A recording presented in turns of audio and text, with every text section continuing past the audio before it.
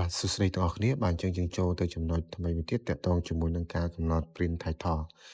បាទអញ្ចឹងការកំណត់ print title គឺជាការបោះពុម្ពដែលភ្ជាប់មកជាមួយនឹងចំណងជើងនៃក្បាលតារាង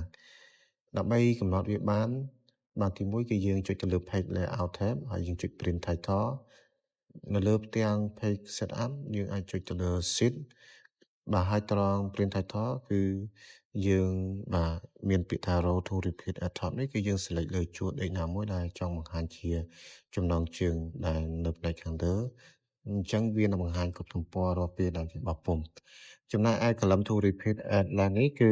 យើង select ទៅលើកន្លែងដែលយើងចង់បង្ហាញចំណងជើងដែលនៅផ្នែកខាងឆ្វេងវានឹងបង្ហាញនៅគ្រប់ទំព័រនៅពេលដែលយើងបោះពុម្ពបន្ទាប់មកយើងចុចទៅលើពាក្យថា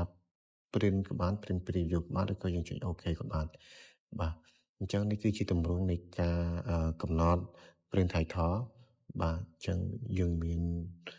print title មាន row to repeat at top column to repeat at top ហើយយើងចុច print ឬក៏យើងចុច OK បាទអញ្ចឹងយើងចូលទៅដល់តារាង Excel របស់យើងអញ្ចឹងដើម្បីបានគឺយើងទី1បាទយើងចុចទៅ page layout ហើយយើងចុច print title បន្តមកទៀតយើងចុចទៅលើបាទ tab sheet បាទហើយបន្តទៀតនៅក្នុង row to repeat at top នេះគឺបាទយើងចង់ print ក្បាលតារាងមួយដែរយើងអាចចុចទៅលើក្បាលជួរដេកមួយហ្នឹងបាទចុចលើក្បាលជួរដេកមួយហ្នឹងហើយយើងធ្វើការអាច print preview បាននោះវានឹងបង្ហាញទម្រង់បែបនេះបាទអញ្ចឹងដោយសារតែទិន្នន័យរបស់យើងមានតិចអញ្ចឹងការបង្ហាញក៏យើងពិបាកនៅក្នុងការមើលដែរបាទអញ្ចឹងខ្ញុំធ្វើការ select ទិន្នន័យឲ្យបានច្រើនបែបនេះសិនហើយបន្ទាប់មកខ្ញុំធ្វើការ print ឲ្យទាំងអស់គ្នាមើលម្ដងទៀតអញ្ចឹងតើតើមាន2ទំព័រចេះបានយើងដឹងថាតើពេលដែលយើង print ទៅវានៅជាប់ក្បាលទំព័រដែលយើងបានកំណត់ដែរឬអត់ឬក៏ print title ដែលយើងបានកំណត់ដែរឬអត់បាទអញ្ចឹងទំព័រទី1ទី2គឺវាមានដូចគ្នាបាទនៃក្បាលទំព័រឬក៏យើងហៅថា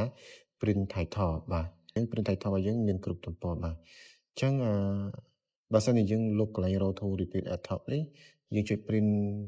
preview បាទឬក៏យើងចុច OK ហើយយើងសាក print វានឹងបាត់ទៅវិញបាទអញ្ចឹងក្នុងវីដេអូនេះគឺមានតែប៉ុណ្ណឹងបាទសូមអរគុណ